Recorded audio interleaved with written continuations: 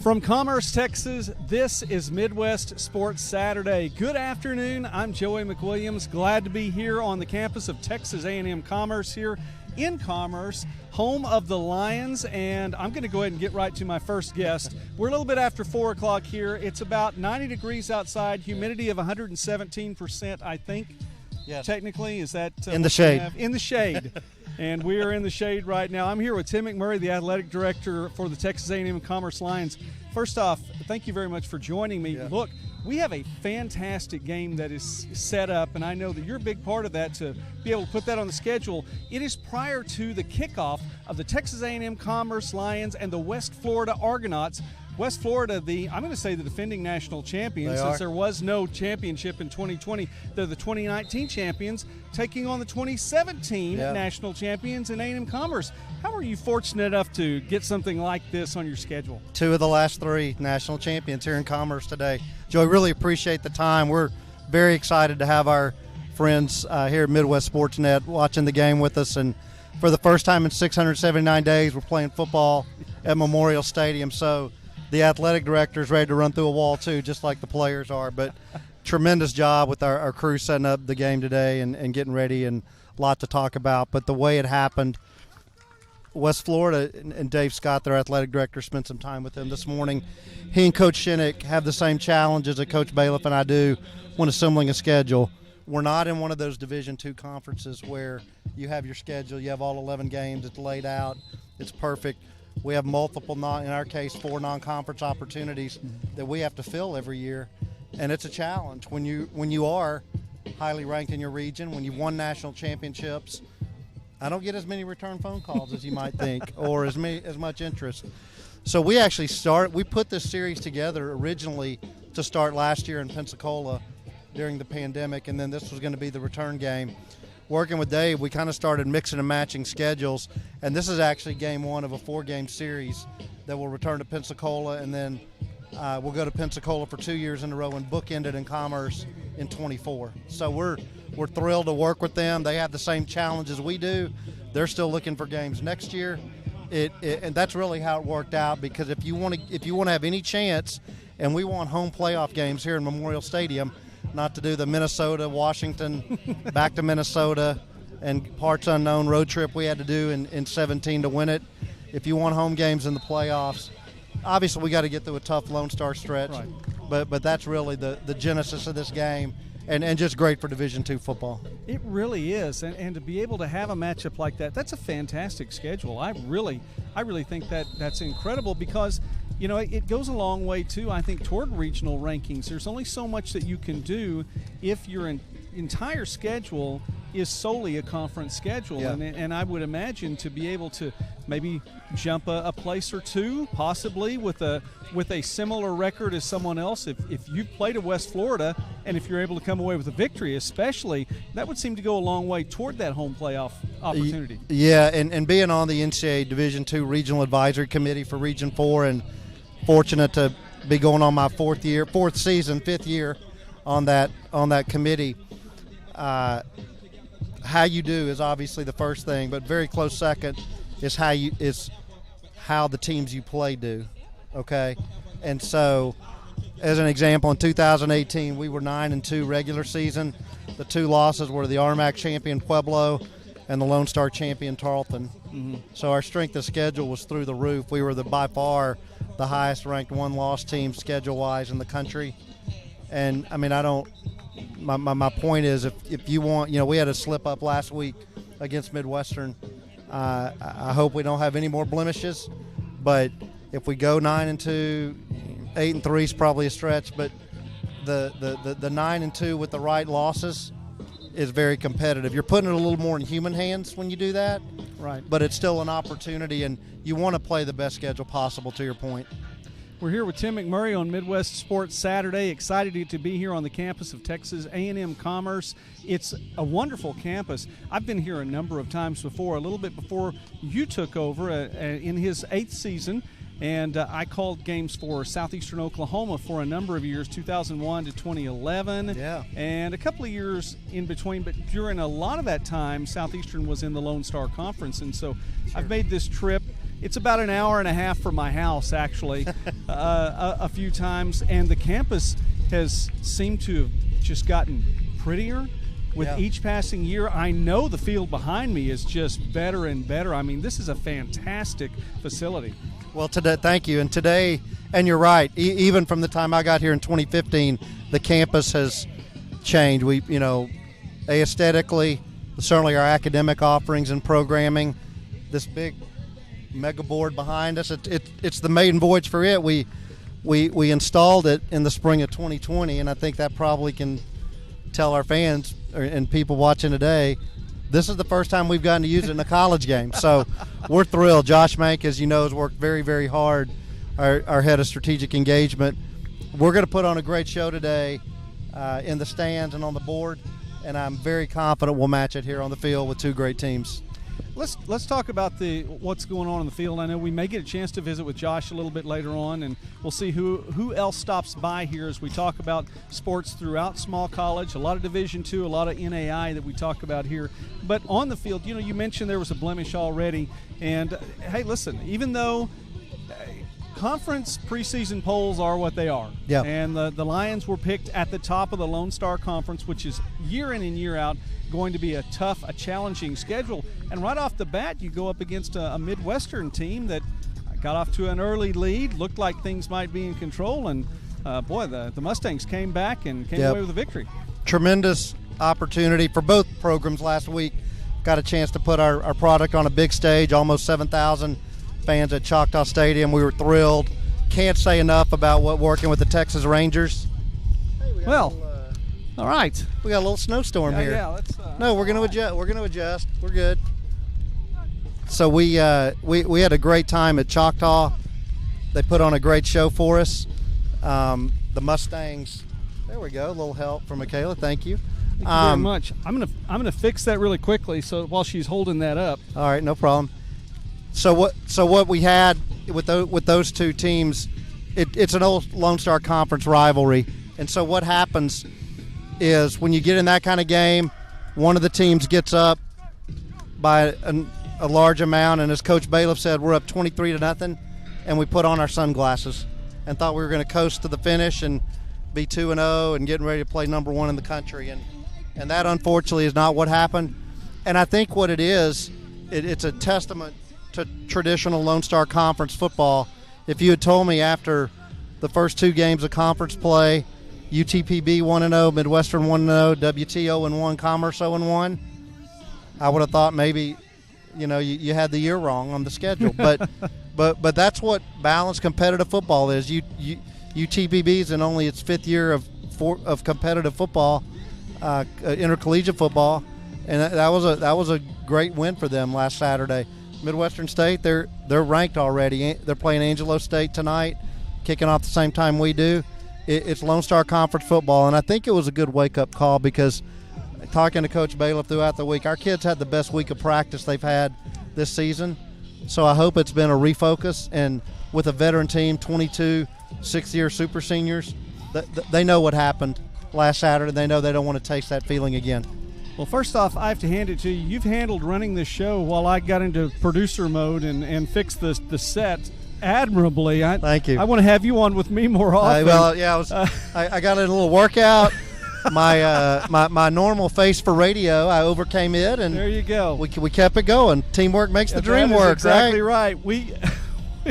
It was so still and so humid just a moment ago, and the wind has just picked up since we've gone on the air, which I guess is a natural thing. Yeah, we're not going to complain about the breeze, right? No, we're not going to, and we'll see how long this broadcast goes. The good thing about the internet is we're not limited to a 28:30 on our time slot here. So if everything exactly right. goes away, we'll just go away with it. But I don't want that to happen. So while we're talking with Tim McMurray here really quickly, I want you to promote your school a little bit. And I live up in southern Oklahoma. Of course, I'm based out of Durant. There's a new person that took over as the president of the university at Southeastern Oklahoma State University. His name is Thomas Newsom. and he said he might know a thing or two about traveling to some games with you. If you're interested, President Newsom at Southeastern is a former sports information director and spent some time here in Commerce. He speaks very highly of Commerce and said that you might have some stories. Thank you. Yeah, Dr. Newsom and I go back. I don't remember if it was the Lamar or the Northwestern State one, but I think we first met when I was an undergraduate SID at Lamar handling baseball, and he was a GA at Northwestern State with baseball. They came to Vincent Beck Stadium. Dr. Newsom and I have spent many hours in press boxes and on press rows and immediate rooms together. Unlike the AD at Commerce, Dr. Newsom got smart, branched out, got further education, went into the higher education administration side.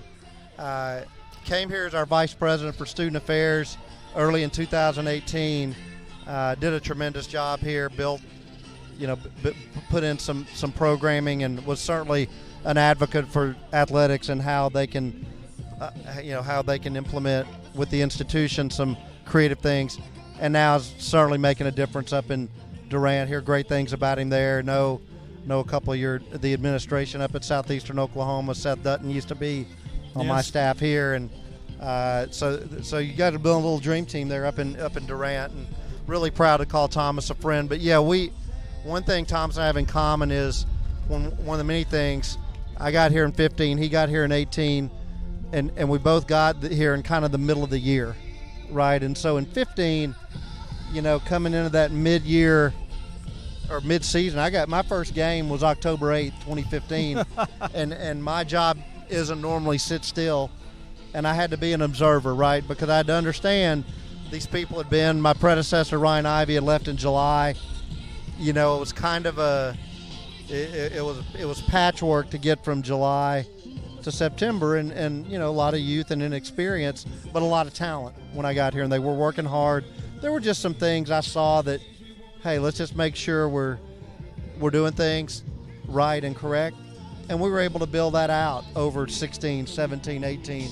And just like you said, you've seen the growth and the improvements on campus. That's what we've tried to do in the athletic department. From day one, our mission has been to provide a best-in-class experience for all student athletes, coaches, our staff, our campus, our alumni, our donors, our people, anybody that comes in to contact with our program. And the best-in-class is rooted in 3 questions. Does it help us graduate our student athletes, produce productive citizens, and win, right? Because we're not just in a participation ribbon and snow cone business, but those things are never going to be more important than the trophy and getting them ready for the real world. Right. And it seems like it just comes fast. Once it gets here, it comes fast. It does. I'd like to ask you then really quickly, because we're on the campus of a national champion, and that national championship is not that far removed. 2017, not that far ago. You're already, you talked about on the decoration and promoting here on campus. Of course, this has all the feel of a great college town. Today is family weekend, is that right? Yeah, very exciting. And so you've got so many people that are coming in, families, and I see them left and right. Lots of food going on around here. I'm going to have to stop by here in a little bit. Yeah.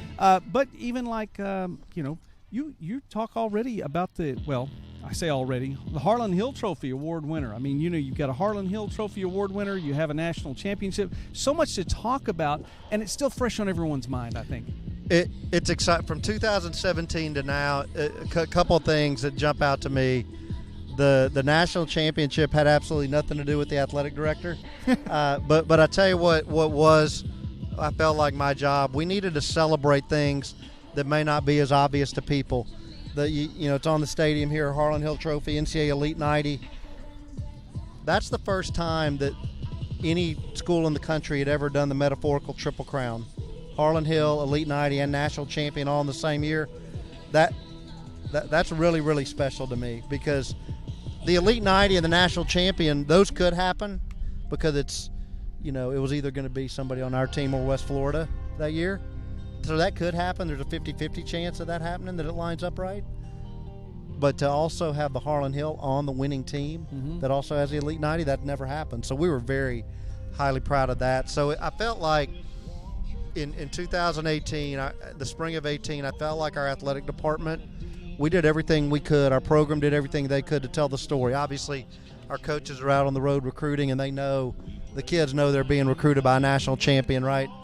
One thing, and our current president, Dr. Mark Rudin, who came in the summer of 18, said to me on one of our very first visits, I don't think the institution did a good enough job of leveraging the national championship, and he was absolutely right. We unfortunately went through, I worked for 3 presidents in my first 3 years. Some ADs don't survive one, so I feel very blessed and fortunate that having worked for 3 very different personalities, that I've been able to maneuver our athletic department. And if we are the front porch of the institution, we better continue to keep our front porch clean, presentable, and what I felt like our job after the national championship was, as a good institutional partner, was to get people excited to want to come on that front porch and look in the window. And if you look in the window, you see that tremendous business school, you see that tremendous college of education, and the fact we produce superintendents, principals, teachers, nursing students. It's just an unbelievable, some of our academic programs are unbelievable. The research that we're doing in our ag and environmental sciences, I can go on and on and on about the quality of our academic programs, and that's what we're supposed to do. Because if that were just an athletic national championship, then we probably wouldn't have people at tailgate. We wouldn't be hosting family weekend. We wouldn't have deans and provosts and VPs that get involved in our recruiting process. Everything we do in athletics is attempted to be an institutional decision to showcase our great students, not just our great student athletes. Would you tell me really quickly then, having lived through a national championship, that obviously you don't want to make all the trips to Minnesota and beyond to take that route, but it was quite a route. Perez, of course, Luis Perez winning the Heartland Hill. I didn't mention him by name. I wanted to do that on here, but that had to be quite a ride. I tell you, there's so many memories. You're just in that postseason fog, I call it. It's kind of dazed and confused. 4 road trips in 5 weeks to 3 different time zones or 2 different time zones, all the way from Kansas City to Ellensburg and back, and we just kept going. Oh, it's good. We just kept going and going and going. But I'll tell you, the greatest memory for me that really put it in perspective in a way that I'd not had it done for me before, was one of the first texts I got, and I was very blessed to get hundreds of texts after the national championship. One of the best texts I got right after the game was Ren Baker, a good friend of mine, the AD at North Texas, and he texted me and he said, "Hey man, congratulations, and just remember this, not many get to win the last one." So that really hit home for me, because you don't get a chance to celebrate a national championship in anything very often, and to really get to win that last one, I mean, that was just that really hit home. And I reminded our coaches of that. I've reminded those student athletes of that, and that makes an unbelievable impression, because it makes you appreciate it more. We live in an instant gratification world. You can get on your phone, you can get on your laptop, you can get on YouTube, you can get on the internet and get a lot of information, and you don't get, sometimes we don't stop and savor what just happened there. And that was one of the things that, in that 5-week fog and the adrenaline, and then to stop and sit and relax and, hey, we won this thing. That was pretty special. That's incredible. Ren Baker, well, I'll tell you what, he's had quite a path through the Midwest as well, too. So he's got a few footprints in Oklahoma, too. Yep.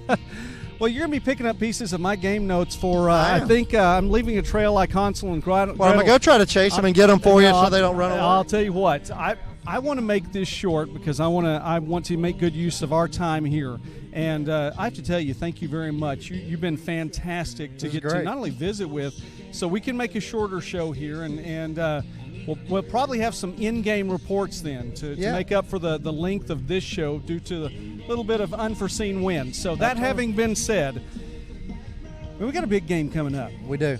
What do you see in the game then that is ahead of us? As some of your staff, by the way, is taking care of me. Thank you very much for that. A game ahead of us then, obviously Austin Reed, National Freshman of the Year, and that he comes in with West Florida and what they are doing.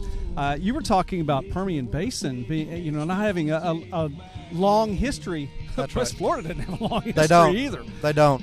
The job Coach Shinnick and Dave Scott, again, their AD have done in building that thing, it's just incredible. And you like to see good people. They're doing it the right way. We recruit a lot of the same kids when it comes to D1 transfers. We both have a very special opportunity today. What I see, it's going to be in the trenches. You can't have turnovers. You got to protect the football. I know that Coach Shinnick's probably got a few wrinkles we hadn't seen, and I certainly know that our offensive and defensive schemes have some things they haven't.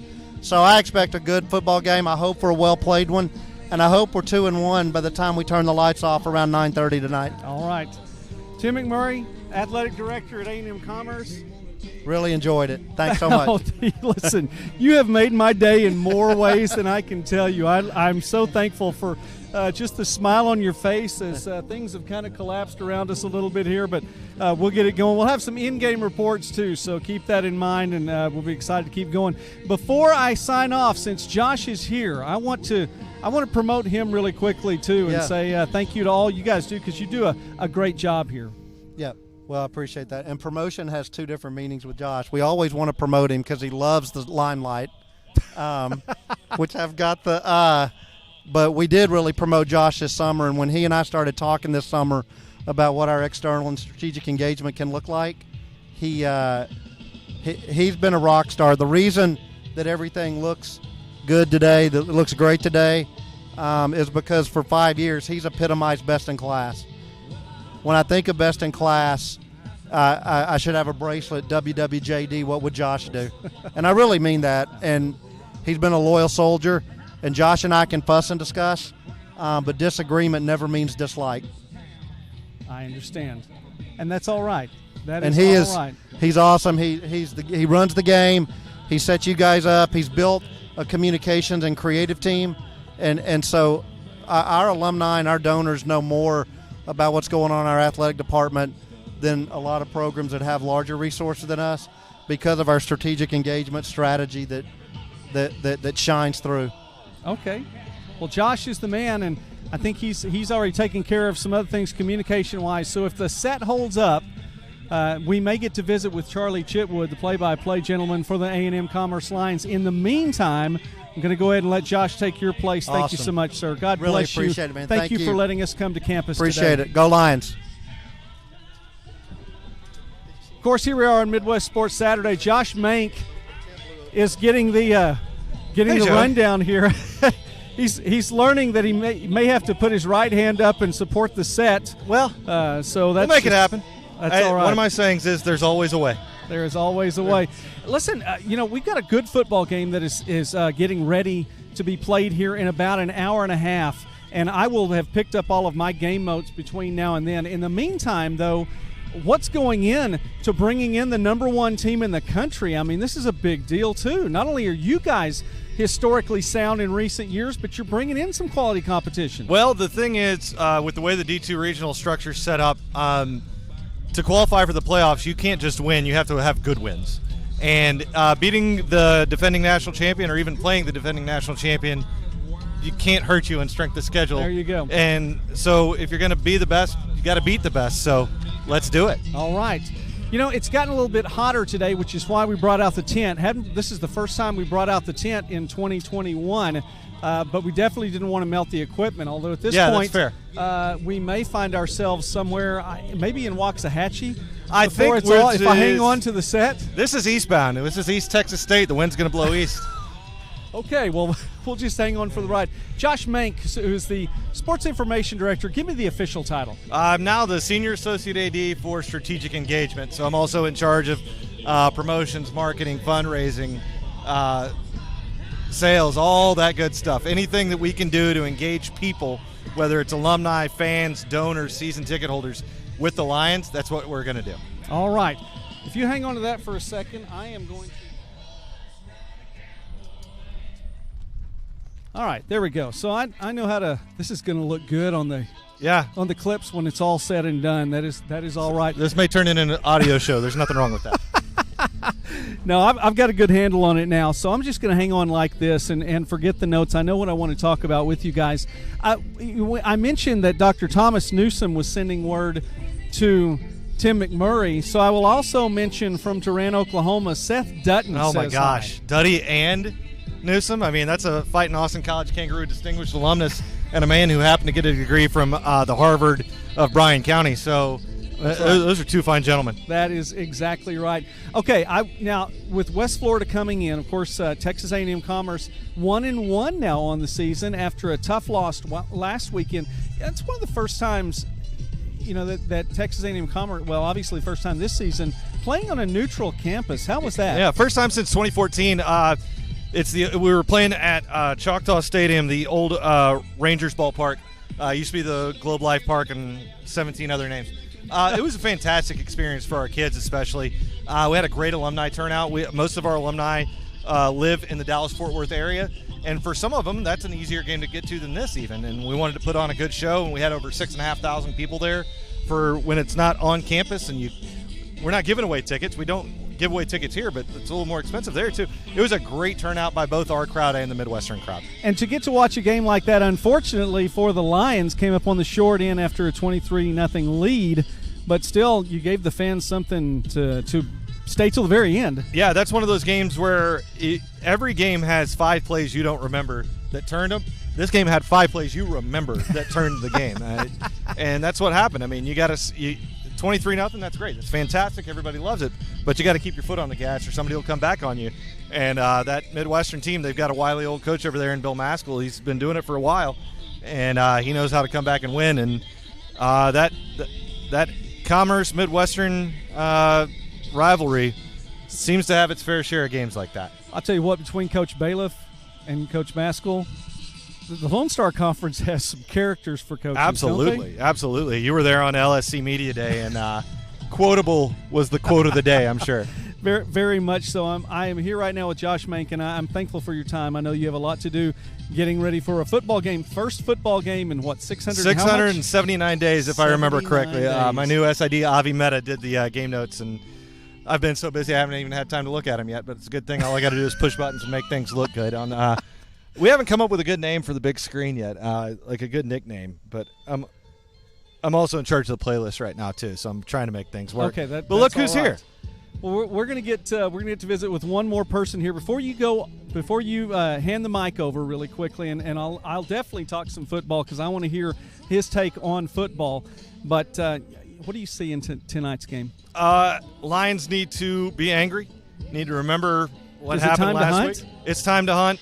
Lions, all rise, stand up. We've got a history with this team a little bit.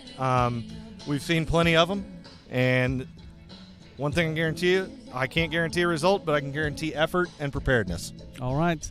Josh Mank from A&M-Commerce, thank you very much for being with us here on Midwest Sports Saturday. And he's he's going to go ahead and step away and take care of business. Charlie, come on up here. I appreciate you stopping by. I'd shake your hand, but at this point I'm a little bit occupied. It seems like you're holding some of your shelter together. So. It's a good. You put your chair in the right spot for that. I tell you what, this is a live broadcast, so there's only so much you can do about it. Tim McMurray just carried on admirably. Twice it has fallen over already. He just kept talking, kept me through it all. So I know that. He makes for a short interview, to be quite honest. Oh. You say hello. And that's it. It's all taken care of. He'll have it. He'll cover all your time. You just try and tap him on the shoulder so you can get a break in that he sold, and then come back to him and let him wrap it up. Those are fun, though. Those are fun. Yeah. And those are some of the great people, too, that beats can do dragging that. It out of somebody. I am here with Charlie Chitwood, who's done play-by-play for the Lions for how many years now? Is it 10, 11? This is number 9. Last year it was 1 with an asterisk, so we've done 9, kind of 8.5. But this will be the 9th football season. All right. And can't wait to see it. What happens here in a few hours. It's already been kicked off. The Lions are 1-1. Take us through a couple of games. We've talked all around football and talked about the campus here, which is fantastic. I love being back on campus. I was mentioning that it's literally an hour and a half from my house. So I love coming down here and being on campus, a beautiful campus. Take us through the first couple of games and what we possibly can see tonight. Well, Pueblo was two teams that were both with new offensive pieces and very, very strong defenses. And when you have 6 field goals and that's it for your scoring, it kind of played out the way that it looked on paper. It was just such a battle. I mean, there were big plays by both teams. Pueblo's a tough house. The Thunder Bowl, where the yes, Thunderwolves play, is literally a bowl dug into the side of the hill. So they've got that, they get the wind effect, which coming down off the mountains just 30 miles to the west can be pretty significant. We had 40-mile-an-hour winds all through the second half of that game. It was nuts. You punt into it, and the ball would go a little ways, and then it would just climb a ladder and stop. The other ways, it would go uncontrollably beyond where you intended to put it. But there were things that some of the veterans could do with the wind or at least try. It's kind of like a guy that plays golf in West Texas. You just got to, is that a 2-club win or a 3-club win? But they managed to get it all worked out, and defense held the day. Last week in Arlington, 2 halves. But even for all the weirdness and wackiness, that's what pretty much describes every A&M-Commerce Midwestern game. I've seen 9 of them now, and all but 2 have been within a touchdown, and most of those probably within a field goal. And there's no exception. No exception. It came down to it. At least we got it done in one stadium this time. We had that game a couple of years ago where we started in Wichita Falls and then finished in Denton at Apogee Stadium. Yeah. It was also like finishing a very big game up pickup style. And it's great stuff. All right. I've mentioned Austin Reed already, so I know he's in your game notes repeatedly. Oh, yeah. So tell us what we're going to see today from West Florida. Well, we're going to see him chunk it. Obviously, that's the strong part of their game. They came up with a really good quarterback for their attack and a young one. And so all the way to the end, they went last year. I think, compared to what we saw in 2017 and the Natty when we played them, that was a team that was only in its second year of existence. The program playing for the second. They were, all their stats, maybe not so much their size, but in a lot of cases you could see it mirrored there. They were about 70% of the Lions. That they were just hadn't quit growing where the Lions having gone through the playoff wars the previous 2 and 3 years. So they had to go through it before they could really take it away from somebody else that had already been on the path. Clearly, they have found the end of that path, and they come in wearing rings that are minted a little bit more fresh than ours. But we're willing to share them and shake hands and get after Mr. Reed and company. In this stadium today. So many rings. I know. You get the sun right, and it might be blinding. So we have to have everybody turn them inside, at least off the diamonds. Well, all right. So then your expectation for tonight. It's tough to pick, and I know you're calling the game. I realize this isn't an ESPN broadcast, so you can make a pick if you want to. Sure. What do you see? I can't be surprised the Lions winning tonight. They're home. They are very, very, very motivated after last week's game. And some of these guys, you got to remember, we've got 15 guys that played on that national championship team. That means they also were on the team when they lost to Midwestern that year, the only team that beat us. So they've kind of got that taste in their mouth. Little did they know back then that they'd have the same taste again and then the real big opponent right afterwards. Yeah. I think the Lions can win. You have to give mad props to West Florida for being here so soon out of the creator's box. But Pete Shinnick's got a good program over there. Everybody expects them to win, but I'm going to go Lion U. All right. Charlie Chidwood says Lions tonight. There's no surprise by that at all. So 6 o'clock is when kickoff is scheduled for, and it was sultry earlier, and it was so humid Not going to complain about the breeze, although, again, if I hang on to my tent, I could wind up in, I think, Waxahachie before it's all said and done. So I'm just going to hang on. We're going to sign off here, but we're going to bring some in-game content here in just a moment. From A&M-Commerce tonight, big matchup. It's going to be fun. Matchup. So good to have you here. I'm now, so you thrilled. Say you're an hour and a half away. Where's home? That is Durant, Oklahoma. Okay. I'm in Jefferson, so you're a tiny bit closer than I am by about 30 minutes and maybe a cup of coffee.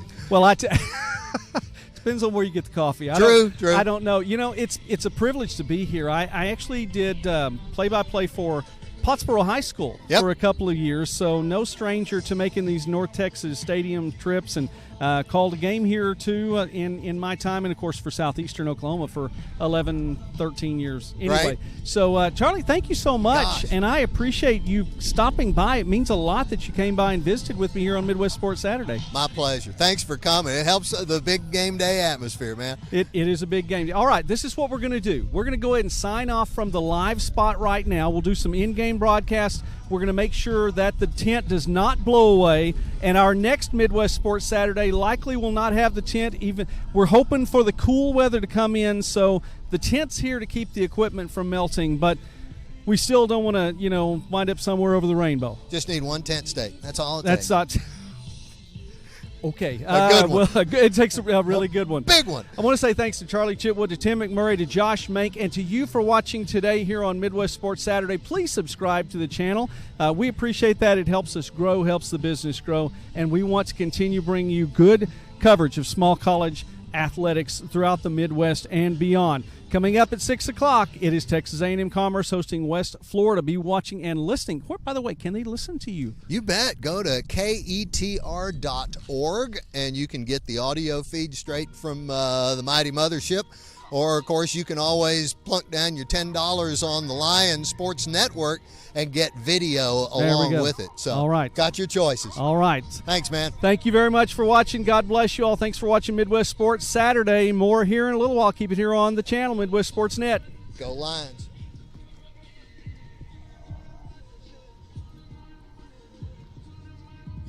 I got this if you need both hands. Oh, my goodness.